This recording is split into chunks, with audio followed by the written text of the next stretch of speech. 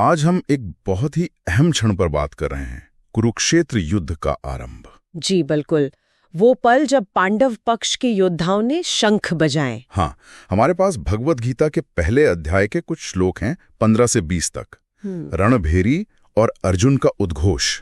सोचिए जरा वो दृश्य, सेनाएं आमने सामने हैं, तनाव चरम पर, और तभी एक के बाद एक शंख बज उठते हैं। ये आवाजें सिर्फ युद्ध का ऐलान नहीं थी। सही कहा। चलिए इन्हीं श्लोकों में थोड़ा गहरा उतरते हैं, देखते हैं क्या बात थी। तो श्लोक 15 और 16 शुरुआत करते हैं।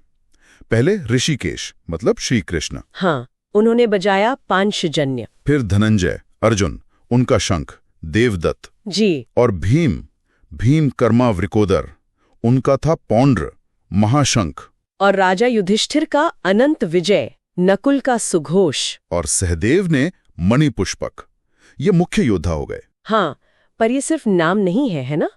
हर नाम का अपना एक वजन है, एक मतलब है। अच्छा, जैसे पांचजन्य कहते हैं श्री कृष्ण ने पंचजन्य दैत्य को मारकर पाया था, ये उनकी दिव्यता दिखाता है। हाँ, सुना है। और अर्जुन का देवदत्त मतलब देवों द्वारा दिया गया, उनके कौशल और शायद दैवी सहायता का प्रतीक।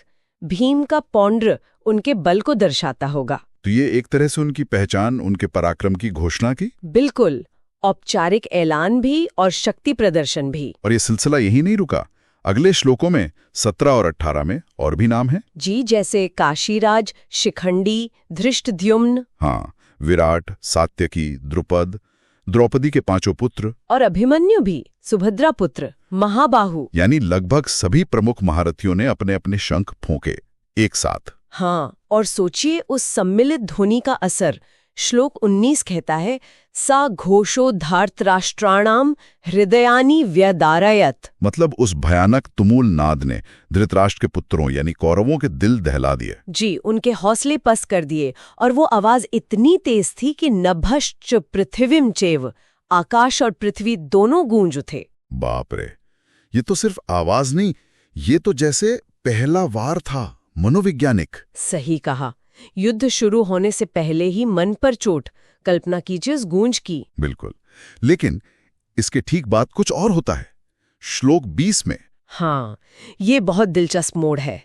इतनी जोरदार हुंकार के बाद जब सब शस्त्र उठाने को तैयार थे, तब कपिध्वज अर्जुन, जिनके ध्वज पर हनुमान जी हैं, हाँ, उन्होंने कौरवों को देखा और फिर अपना गांडीव धनुष उठाया और श्री कृष्ण से, ऋषिकेश से कुछ कहा। यही तो युद्ध के घोष के फौरन बाद संवाद। ये थोड़ा अजीब नहीं लगता? अजीब नहीं, बल्कि यही तो गीता का प्रवेश बिंदु है। देखिए, एक तरफ युद्ध की घनघोर घोषणा, अनिवार्यता, हाँ, पीछे हटने का कोई सवाल ही नहीं। और दूसरी तरफ ठीक उसी क्षण अर्जुन का व्यक्तिगत द्वंद्व उभर आता है, उनका मोह, उनका विषाद। तो बाहर की शोर से अंदर के मंथन की तरफ। बिल्कुल, शस्त्रों की टकराहट से पहले विचारों का युद्ध शुरू हो जाता है, और यहीं से गीता का उपदेश निकलता है। तो हमने देखा कि कैसे पांडवों ने अपने खास शंखों से युद्ध का ऐलान किया। जी, जिसकी गूंज ने न सिर्फ मैदान बल्कि कौरवों के दिल भी दहला दिए। और यही भयानक नाद उस संवाद की पृष्ठभूमि बनता है जहां अर्जुन अपने ही लोगों के खिलाफ लड़ने से हिचकते हैं। हाँ, और अगर हम इसे थोड़ा और बड़े नजरिए से देखें तो एक सवाल मन में आता है। क्या? ये जो विरोधाभास है, एक तरफ इतना प्रचंड युद्ध घोष और दूसरी तरफ तुरंत बाद इतना गहरा आत्मचिंतन और नैतिक संवाद। हाँ, ये तो है। ये हमें क्या सिखाता है? शायद ये कि भयानक से भयानक बाहरी संघर्ष के बीच भी अंदर सत्य की खोज, सही गलत का विवेक, इसकी जगह हमेशा रहती है। मतलब कोलाहल में भी शांति या आत्ममंथन संभव है। शायद इस पर सोचा जा सकता है।